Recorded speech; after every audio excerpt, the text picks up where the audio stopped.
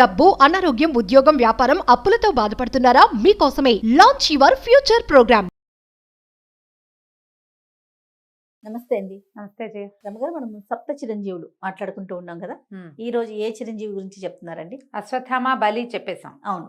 వ్యాసుల వారి గురించి చెప్పుకుందాం. భారత జాతి అసలు తెల్లవారు లేచి భూదేవికి దండం పెట్టాక ఎవరికి మొట్టమొదట దండం పెట్టాలంటే ప్రతి భారతీయుడు నమస్కరించవలసింది వేదవ్యాసుడికి. అంతటి చరిత్ర, అంతటి మహానుభావుడు, మామూలు వాడు కాదు ఆయన. వ్యాసుడే లేకపోతే మనకి భారతం లేదు, భాగవతం లేదు, కృష్ణుడు లేడు, అష్టాదశ పురాణాలు లేవు, వేదాలకి 4 చతుర్విధాలు లేవు, మన విధి విధానమే లేదు లేదు కదండి.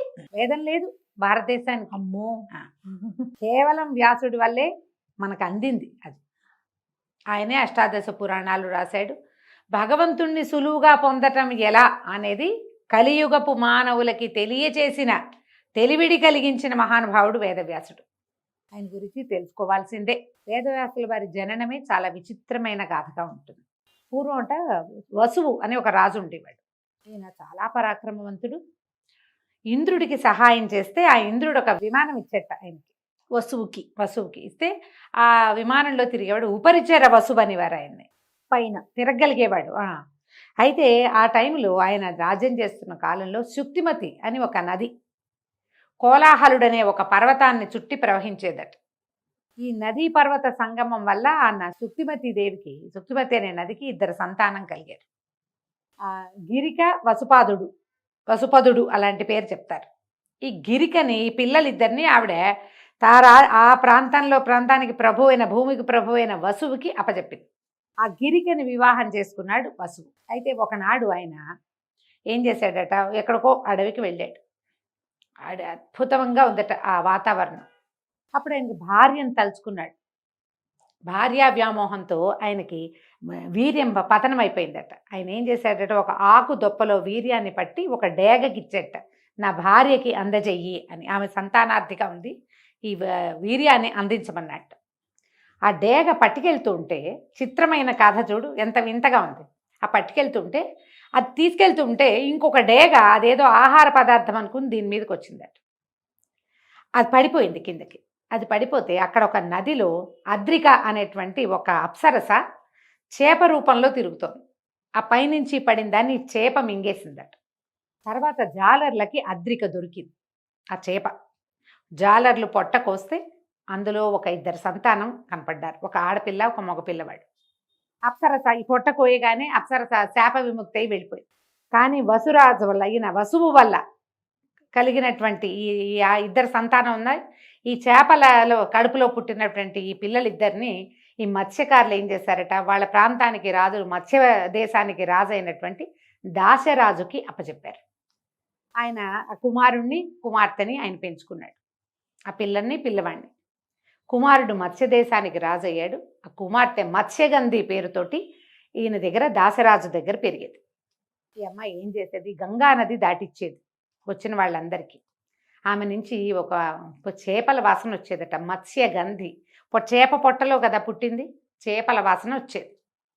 అయితే ఒకనాడు ఏమైందట, పరాశరుడు అనే మహర్షి గంగానది దాటడానికి ఈ అమ్మాయి పడవెక్కాడు. ఈవిడ మహాద్భుత సౌందర్యవతి, భూమండలానికి చక్రవర్తిగా, ఆ ప్రాంతానికి చక్రవర్తిగా ఉన్న రాజు వలన ఒక అప్సరస కడుపులో జన్మించింది.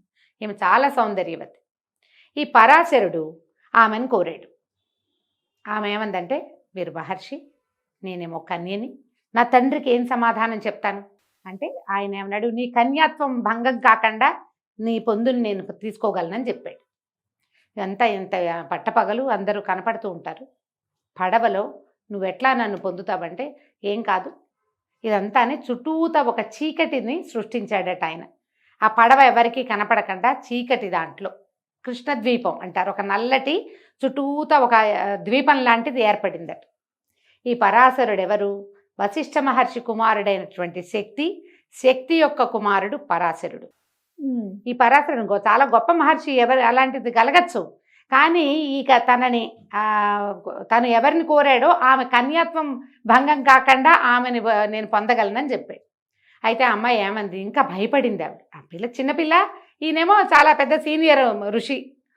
అమ్మాయి ఏమందంటే నా నుంచి చేపల వాసన వస్తుంది, నువ్వు ఋషివి, సంయమివి, నా నుంచి వచ్చే ఈ చేపల గంధాన్ని నువ్వు ఎట్లా భరిస్తావంటే, కాదు, నీ నుంచి సుగంధం వచ్చేలాగా చేస్తాను నేను. నువ్వు ఎక్కడ నిలబడితే అక్కడి నుంచి యోజనం వరకు, కొన్ని మైళ్ళ వరకు నీ నుంచి సుగంధం వస్తుంది. నువ్వు మత్స్యగంధివి కాదు, ఇక నుంచి యోజన గంధివి నువ్వు అని చెప్పాడు. ఆమెతోటి గడిపాడు ఆ పడవలో. ఆమెకి వెంటనే ఒక కుమారుడు కలిగాడు. ఈ నల్లటి ద్వీపంలో పుట్టడం వల్ల కృష్ణద్వైపాయనుడు అన్నారు ఆయనే వ్యాస మహర్షి. ఈయన ఎంత చిత్రమైన జన్మ కలిగింది. ఈ పుట్టిన వెంటనే ఆయన తల్లికి నమస్కరించి, తపస్సు చేసుకోవడానికి వెళ్తానమ్మా నేను, నువ్వు నన్ను తలుచుకున్నప్పుడు నీ దగ్గరికి వస్తాను అని చెప్పి వ్యాసుడు వెళ్ళిపోయాడు. పరాశరుడు వెళ్ళిపోయాడు. ఈ మత్స్యగంధి యోజనగంధిగా మారిన ఆ అమ్మాయి మామూలుగా ఇంటికి వెళ్ళిపోయింది. ఇలా ఒక ప్రత్యేక సందర్భంలో వ్యాసుడు జన్మించాడు. కథ వింతగా ఉంది కదా, కానీ మహాభారతంలో ముందు చెప్పబడుతుంది. అయితే ఏమైంది, ఆవిడ పేరు సత్యవతి, అమ్మాయి పేరు. వాళ్ళు అలా కూడా పిలిచేవాళ్ళు. ఆమె మత్స్యగంధి అంటే చేపల వాసన వస్తుందని మత్స్యగంధి అనేవాళ్ళు. అసలు ఈయనేమో యోజన గంధిని చేశాడు ఆవిడ్ని. ఆవిడ సత్యవతిగా. తర్వాత కాలంలో ఏమైంది, ఈ ప్రాంతానికి రాజైనటువంటి శంతనుడు ఈమెను ప్రేమించాడు, ఈ సత్యవతిని. ఆయనకి ముందే సంతానం ఉంది గంగాదేవి వల్ల, కుమారుడు ఉన్నాడు. కానీ ఈ అమ్మాయిని పెళ్లి చేసుకుంటానంటే దాసరాజు ఏమన్నాడు, మా అమ్మాయిని కావాలంటే నీకు ఇస్తా, సత్యవతిని నీకు ఇస్తాను, కానీ ఆవిడకి పుట్టిన కుమారుడే రాజు కావాలి అంటే. ఈయనకు ఆల్రెడీ కొడుకున్నాడు భీష్ముడు. ఆయన పేరు భీష్ముడు కాదు, అప్పటికి దేవవ్రతుడు. ఈయనకి పెద్దవాడు యుక్త వయస్కుడైన కుమారుడుండి, ఇప్పుడు ఆ అబ్బాయి రాజ్యానికి రావాలి, ఈవిడ కొత్తగా పెళ్లి చేసుకుని అమ్మాయి కుమారుడికి రాజ్యం ఎట్టా ఇస్తాడు, ఆయన ఊరుకున్నాడు. అవును, ఊరుకుంటే ఆయన ఆవిడ్ని తలుచుకుని బాధపడుతున్నాడని కుమారుడైనటువంటి దేవవ్రతుడు తెలుసుకుని అతను దాసరాజు దగ్గరికి వచ్చి, నీ కుమార్తెని నా తండ్రికి ఇచ్చే వివాహం చేయి, నాకు రాజ్యం అక్కర్లేదు, ఈవిడికి పింతలికి పుట్టిన సంతానానికి రాజ్యం ఇప్పిస్తానన్నాడు.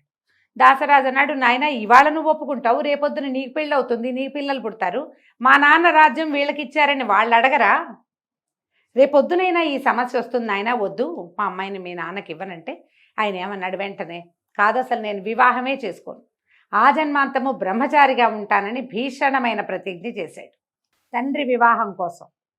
ఈ ప్రతిజ్ఞ తర్వాత ఏమైంది, దాసరాజు ఒప్పుకున్నాడు, తండ్రి బాధపడ్డాడు, కానీ సత్యవతిని వివాహం చేసుకున్నాడు.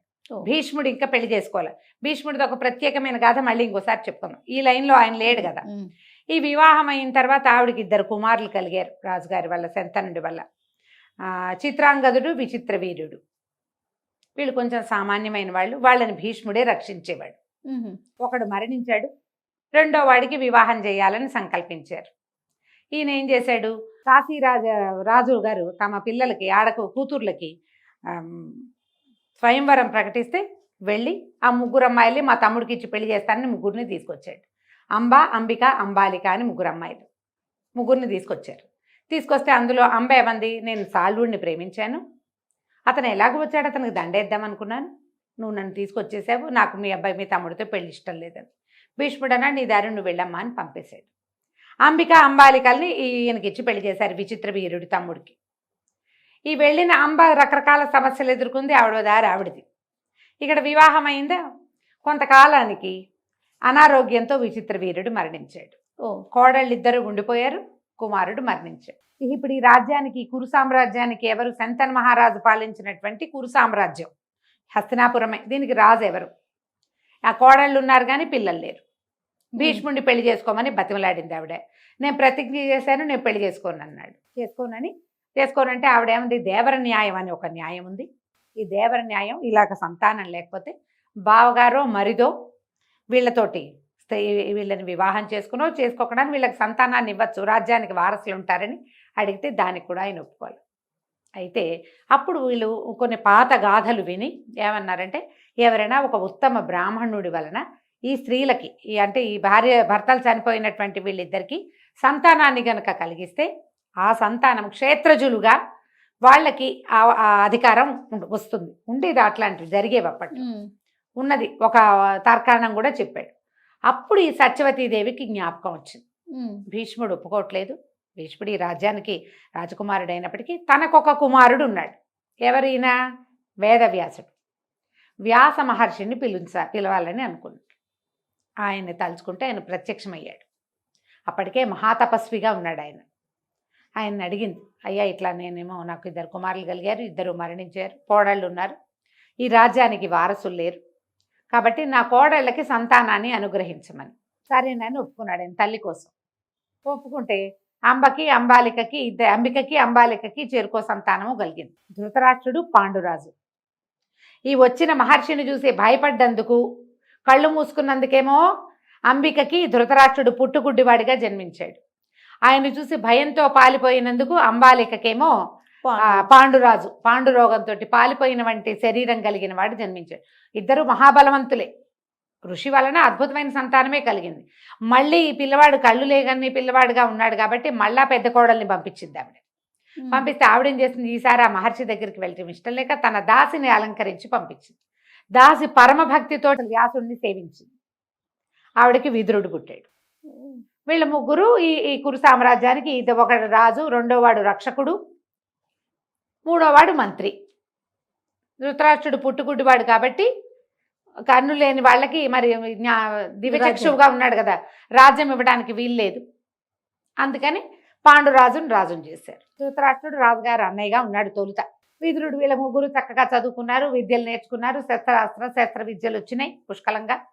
ఈ కథ ఇట్లా నడిచింది. వీళ్ళకి సంతానాన్ని అనుగ్రహించినటువంటి వేదవ్యాసుడిని ఎప్పుడూ వాళ్ళు తండ్రిగా గౌరవించటం కానీ, వీళ్ళు తన కుమారులని క్లెయిమ్ చేయటం కానీ జరగల. వీళ్ళకి ఏమంటారు, వెల్విషర్గా మాత్రమే ఉన్నాడు. కురు సామ్రాజ్యానికి శ్రేయోభిలాషిగా ఉన్నాడు ఆయన. తన పని అయిపోయింది, తల్లి అడిగింది చేశాడు, అంతే.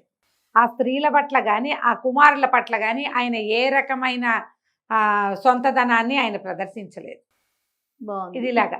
ఇవి కాకుండా ఆయనకు సుఖమహర్షి కుమారుడిగా జన్మించాడు. శుకుడు కూడా ఆయన పరమాద్భుతమైన మంత్రవేత్తగాను, తర్వాత మహర్షిగాను, ఋషిగాను ఉన్నాడు. ఈ కథలు ఇట్లా నడుస్తున్నాయి. ఈయన ఏం చేశారు, దీన్ని వేదం ఏకీభూతంగా ఉండేది, దాన్ని 4 భాగాలుగా విడదీసి మానవులకి అందించాడు. కానీ వేదం అపౌరుషమైన వేదాన్ని మానవుల్ని చేసింది కాదు, అది భగవంతుడి సృష్టి వేదం. అందులోని విషయాల్ని మానవులు సులువుగా అర్థం చేసుకోవటానికి వీలుగా పంచమ వేదం అని చెప్పబడేటువంటి మహాభారతాన్ని కూడా రాశాడు ఆయన. ఈ మహాభారత గాథ అంతా ఆయన కంటి ముందే జరిగింది. ఆయన వల్లే వీళ్ళు కలిగారా, తర్వాత వీళ్ళంతా పెద్దవాళ్ళు అయ్యారు, వాళ్ళకి పిల్లలు కలిగారు, వాళ్ళు వీళ్ళు కొట్టుకున్నారు, చివరికి కురుక్షేత్ర సంగ్రామం అయింది. ప్రతి అడుగడుగున వేదవ్యాసుడు ఈయన వస్తూనే ఉన్నాడు ఇక్కడికి, వీళ్ళ దగ్గరికి. అవును, వీళ్ళు వెళ్తున్నారు, ఆయన వస్తున్నాడు. ఒక్కొక్కళ్ళకి ఒక్కొక్క రకమైన బోధ చేశాడు ఆయన. పాండవుల్ని బోధించాడు, ధృతరాష్ట్రుడికి బోధ జరిగింది. అన్ని సందర్భాల్లోనూ వేదవ్యాసుడి ప్రెజెన్స్ ఉంది మహాభారతంలో. మహాభారతం అంతా అయిపోయాక ఆయన ఆలోచిస్తూ అదంతా పునరావృత్తి చేసి దీన్ని ఒక లైన్గా రాసి అప్పచెప్దాం ప్రజలకి అని భావించి తను చెప్పేదాన్ని రాయటం కోసం గణపతిని ప్రార్థించాడు, విఘ్నేశ్వరుణ్ణి. మహాభారతం గంట మాక్కండా రాయాలి నేను చెప్తానంటే వినాయకుడు ఏమన్నాడంటే, ఆపితే ఆగిపోతా, ఇక నేను రాయను, ఆపకూడదు, నువ్వు అట్లా చెప్తూ ఉంటే నేను రాసేస్తా అనేసరికి ఇప్పుడు ఈయన ఆలోచించాడు. ఎక్కడైనా తను ఆలోచించుకోవటానికి కానీ, తను కొంచెం ప్లాన్ చేసుకోవటానికి కానీ ఆగకుండా ఎట్టా కుదురుతుంది, ఫ్లో ఆగితే రాయని అంటున్నాడు గణపతి. అందుకని ఆయన ఏం చేశాడు, వేదవ్యాసుడు వ్యాస మహర్షి ఈ మహాభారతాన్ని చెప్పడం మొదలుపెట్టారు. చెప్పడం ప్రతి 10 శ్లోకాలకి ఒకసారి ఒక పెద్ద శ్లోకం చెప్పటం. ఈయనకి ఏమిటంటే గణపతికి తనకు అర్థం కాకపోతేనే స్లో అవుతాడు, ఆయనకి అన్నీ అర్థమైపోతాయి. ఆయన ఇదేమిటి అని ఆలోచించే సమయంలో ఈయన ఇంకోటి ఆలోచించుకునేవాడు. అందుకని 10 శ్లోకాలకు ఒక్కొక్క పెద్ద శ్లోకం చొప్పున, ఒక బలమైన శ్లోకం చొప్పున చెబుతూ మహాభారతాన్ని రాయించాడు. గ్రంథులు అంటారు వాటిని. ఒక చిన్న గ్రూపు అవగానే పెద్ద శ్లోకం ఒకటి ఆలోచించుకోవటం, తను ఆలోచించడానికి తను కొత్త ఎత్తుగడ ఆ కథను ఎక్కడి నుంచి మొదలు పెట్టాలి, ఎవరి నుంచి స్టార్ట్ చేయాలి, దీని తర్వాత ఆయన గుర్తు కూడా చేసుకోవాలి కదా. అట్లా చెప్తూ మహాభారతాన్ని గణపతితోటి రాయించుకున్నాడు. మహాభారతంలో వేదాలలో చెప్పబడిన 4 వేదాల్లో చెప్పబడిన రకరకాల ఎన్నో రకాల విషయాల్ని మహాభారతంలో పాత్రల ద్వారా చెప్పించారు. మహాభారతంలో ఇంకొక ప్రత్యేక ఘట్టం ఉంది, ఏమిటది, భగవద్గీత.